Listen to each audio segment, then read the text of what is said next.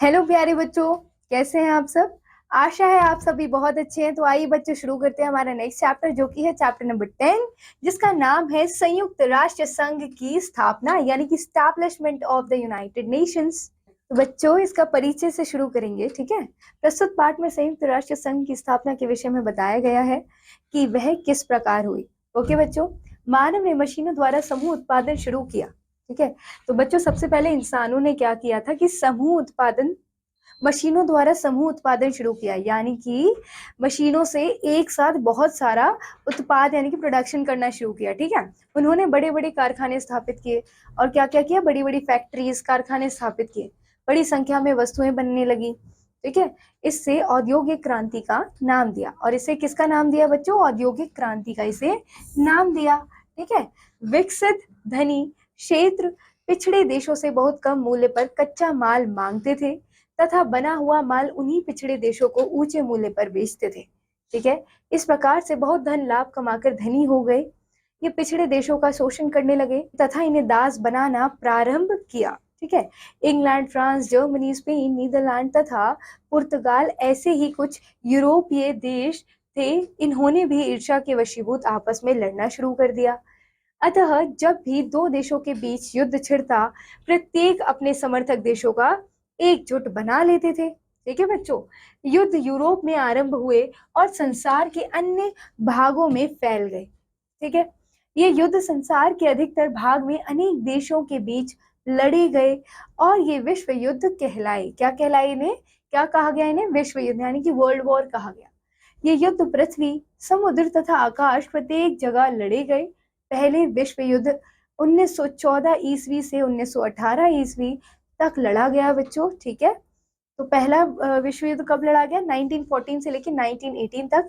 दूसरा विश्व युद्ध 1939 ईस्वी से लेकर 1945 ईस्वी तक लड़ा गया, ठीक है। दूसरे विश्व युद्ध में पहले विश्व युद्ध से अधिक विनाश हुआ। विश्व के सभी देश इसकी चपेट में आ गए। लाखों लोग मारे गए और घायल हुए। इसी युद्ध में अमेरिका ने जापान को दो प्रमुख महानगरों हिरोशिमा व नागासाकी पर परमाणु बम डाल दिया, ठीक है। किसने डाला परमाणु युद्ध बच्चों? अमेरिका ने जापान के दो प्रमुख देशों पर परमाणु बम डाल दिया। ये नगर कुछ ही मिनटों में पूरी तरह नष्ट भ्रष्ट हो गए।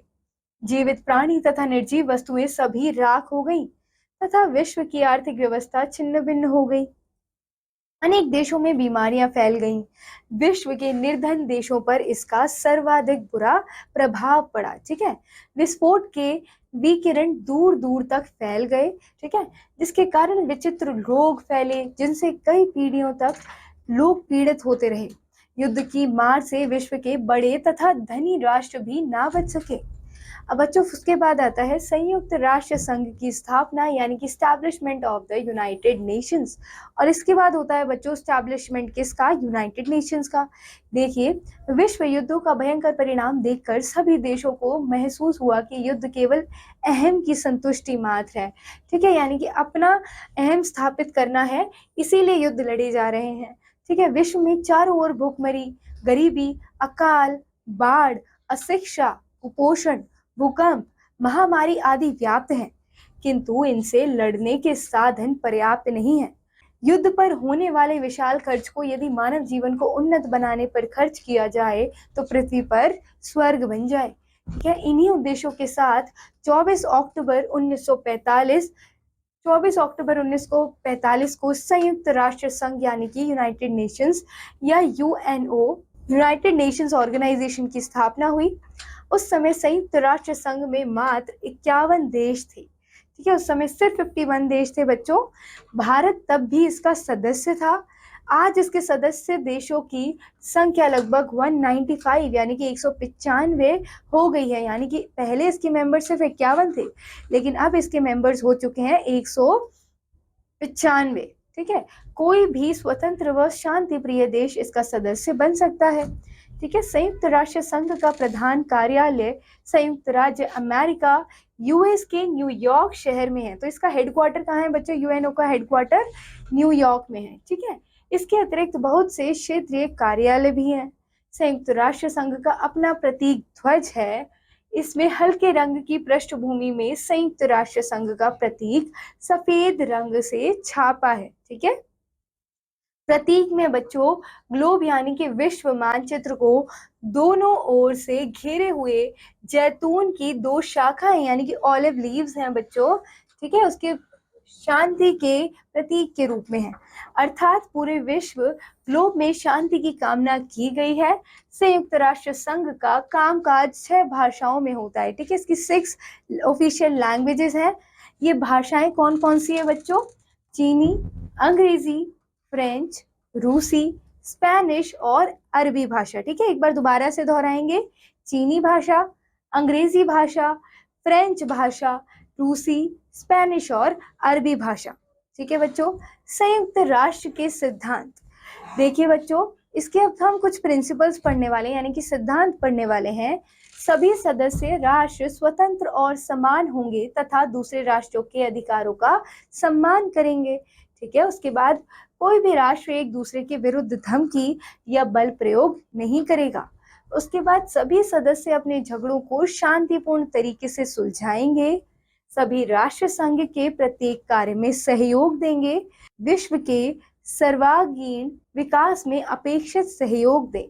ठीक है, अब बच्चों यहाँ पर आता है संयुक्त राष्ट्र का उद्देश्य क्या है, यानी कि what is the aim of United Nation organisation.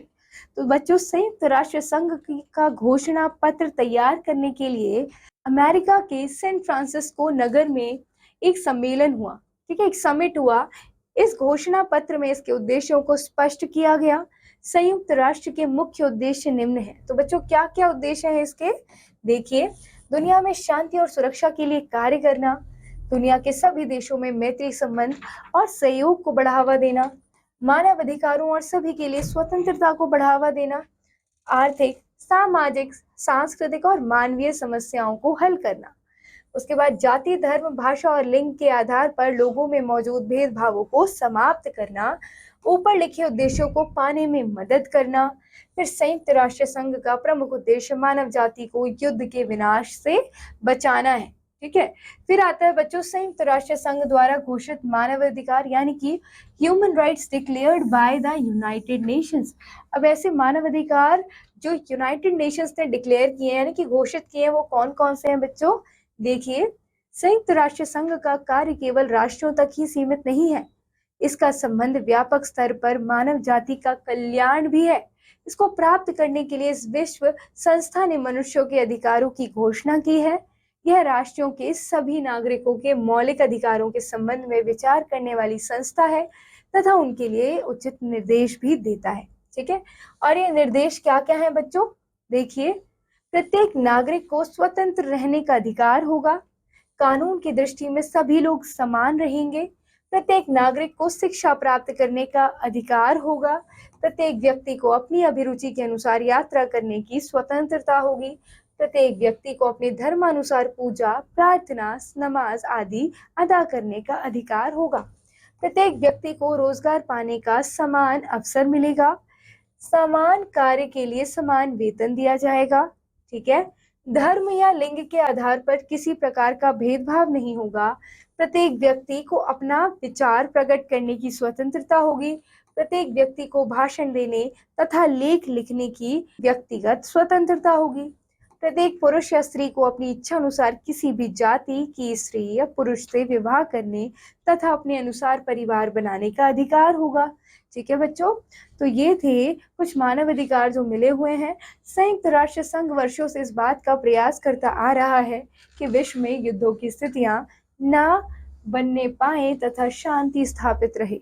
विश्व के किसी भी भाग में यदि कभी लड़ाई शुरू होती है तो यह संस्था तुरंत कार्यवाही करती है, यह आपातकालीन बैठक बुलाती है और शीघ्र ही शांति स्थापित करने के प्रयत्न करती है। कभी कभी इस संस्था को युद्ध रुकवाने तथा शांति स्थापित करने के लिए संघ की शांति सेना को भी भेजना पड़ता है।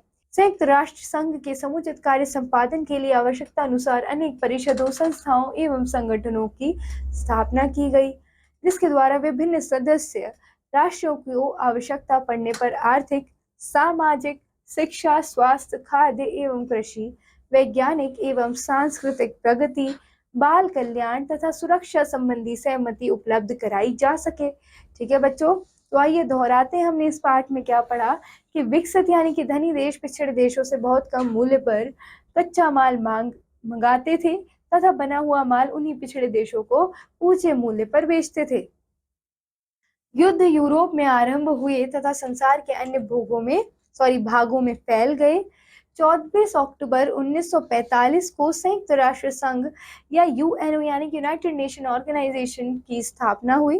ठीक है, संयुक्त राष्ट्र संघ का कामकाज 6 भाषाओं में होता है। ये भाषाएं हैं चीनी, अंग्रेजी, फ्रेंच, स्पेनिश, रूसी, अरबी। ठीक है, संयुक्त राष्ट्र संघ वर्षों से इस बात का प्रयास करता आ रहा है कि विश्व में युद्धों की स्थितियां ना बनने पाए तथा शांति स्थापित रहे। ठीक है बच्चों, यहाँ ये पाठ समाप्त होता है। आशा है आप सभी ने इस पाठ को बहुत अच्छे से यहाँ समझा है और पढ़ा है। हम मिलते हैं बच्चों अगले पाठ के साथ अगले वीडियो में। तब तक all the best, keep revising. Thank you.